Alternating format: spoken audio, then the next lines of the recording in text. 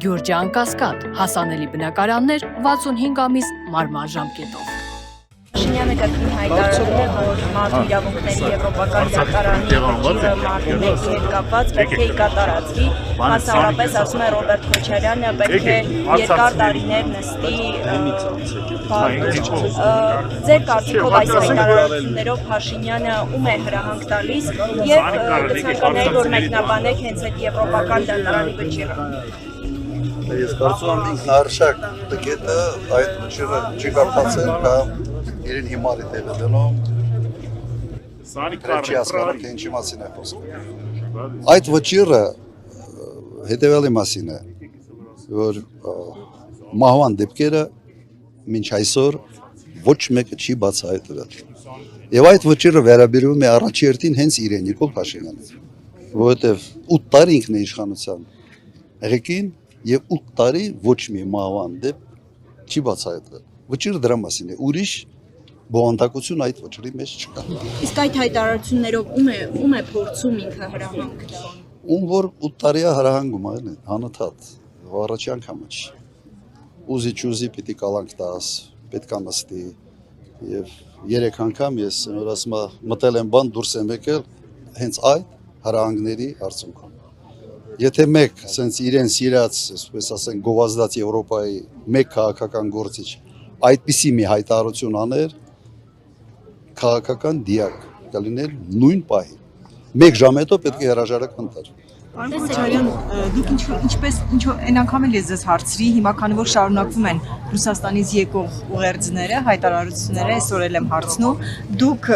ինչով եք բացատրում Ռուսաստանի այդ հայտարարությունները ԵԱՏՄ-ի հետ կապված, Հայաստանի մասնակցությունը քննարկելու հետ կապված,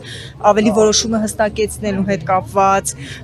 խոսել են նաև, որ մի քանի անգամ շուկայականից էժան հացահատի, գազ եւ այլն Հայաստան է գալիս, սա ինչ է նշանակում,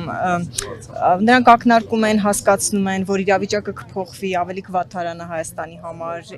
ինչով է դա բացատրում։ Մի քանի ամիս է, հասկացնում են, ակնարկում են, ասում են խելքդ հավաքի, չի կարելի մեծ պետության հետ այսպես վարվել։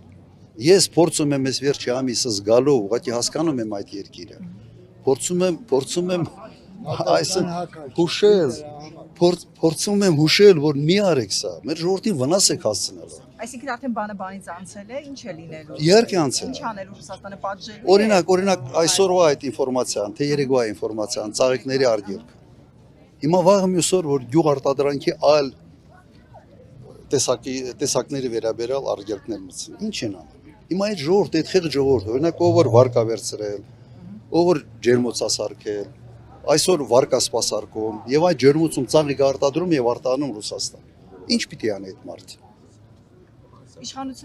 Այդ մարդը թո ինքը այդ դեպքում պայմանավորի ու ծաղիկները տանեն Ֆրանսիա ծախել։ Մակրոնի Բրիջիտին տան նվերներ տան։ Կամ թո բերեն այդ ժողովուրդը որ ծաղիկը իրենց վրա մնա, պիտի բերեն ԿՊ-ի, ասենց կանային, այդ ցուցակում կան չէ բավական կանային։ Գան նվերներ տան։ Հիմա ինչ ան։ Խիեք այդ խեղճ մարդկանց աշխատող մարդկանց խիղ վնաս տալիս։ Կարծում եք Ռուսաստանը գործողությունների է անցնելու։ Արդեն անցել է, չեք տեսնում։ Ես տեսնում եմ, որ արդեն անցել է, բայց ոչ թե սենց տոտալ է անցել։ Ոնց որ զգուշացնում ասում է, սա կարա սենց լինի, կարա սենց լինի, կարա սենց լինի։ Դուք այս հարցի նայեք մի քիչ սենց ավելի լայն տեքստով, դուք Ռուսաստանից եք խոսում։ Դուք նայեք, օրինակ, Միացյալ Նահանգների քաղաքականությունը, ինչ անում Միացյալ Նահանգները։ Որ երկիր բարեկամ է տարիֆային մեկ ռեժիմ է հաստատում, որ երկիրը բարեկամ չի համարում, տարիֆային ուրիշ երկիր է։ Դա Ռուսաստանի քաղաքականություն չի, ամբողջ աշխարհում դա աշխատում է հենց այսպես։ Բարեկամ երկրների համար ավելի արտոնյալ ռեժիմներ են սահմանում,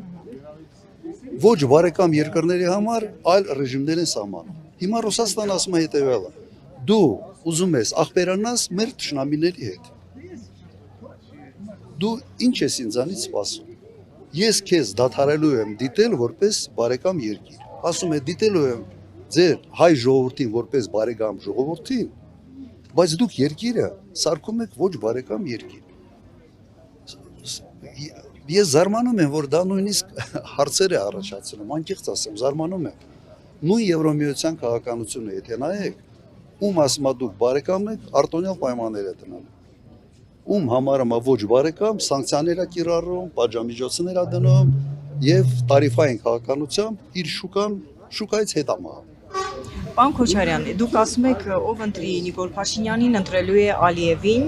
եւ ասում եք, որ Ալիևն է ղեկավարում Հայաստանը, Նիկոլ Փաշինյանն էլ իր գլխավոր մրցակիցներին, ձեզ, Ուժեղ Հայաստանին, ԲՀԿ-ին մեղադրում է այսպես պատերազմ բերելու հավանականության համար։ Նո ավելի վստահ է ասում, որ եթե ինքը չընտրվի, դուք ընտրվեք, պատերազմ է գալու եւ ձեր քաղաքական բովանդակությունն է այդ ուժերի այդպես որպես հիմք բերում։ Դուք Արցախը վերադարձնելու մտադրություն ունեք, այսինքն Արցախը ձեր պլանների մեջ ինչպիսին է, որ մեր հայտարարությունները ըստ Փաշինյանի դուք գնում եք պատերազմի ճանապարհով։ Հիմա կարող եք բացատրել։ Ես հոգեվարքի մեջ մտած արդեն մարդու sense ասածները մեկնաբանելու բավական պրոբլեմային է։ Ես քանի պատերազմ եմ բերել Հայաստանի Հանրապետություն, կարող եք ասել։ Հիմա դուք ասեք, Նիկոլ Փաշինյանը քանի պատերազմ է բերել Հայաստանի Հանրապետություն։ Ասում է արցախցիներից, Արցախից ով խոսում է, սա Ոչ, մենք խոսում ենք միայն Արցախի ժողովրդի վերադարձի իրավունքի մասին։ Դրանից ավել մենք չենք խոսում։ Մեր ծրագրային բանը եւ դա իրենց անբաժան իրավունքն է։ իսկ դա իրատեսական է համարում պարոն Քոչարյան, առաջիկա տարիների։ Հիմա եկեք խոսենք հետեւյալի մասին։ Դու խնդիրը ֆիքսում ես ու անջատում ես այդ հարցը այս պահին իրատեսական է թե իրատեսական չի։ Սա անբաժանելի իրավունք է եւ սրանով պետք է զբաղվես։ Բայց ոչ ոք նույնիսկ արդեն հոգնել ենք դա բացատրելու։ Պատերազմ հրահրողը, պատերազմ բերողը Նիկոլ Փաշինյանն է։ Պատերազմ բերողը նա է, ով ամեն իր քայլով թույլատրում է Հայաստանի Հանրապետությունը։ Որովհետեւ Հայաստանի Հանրապետությունը ինչքան թույլ, այնքան մեծ պատերազմի հավանականություն։ Հիմա մի րոպե։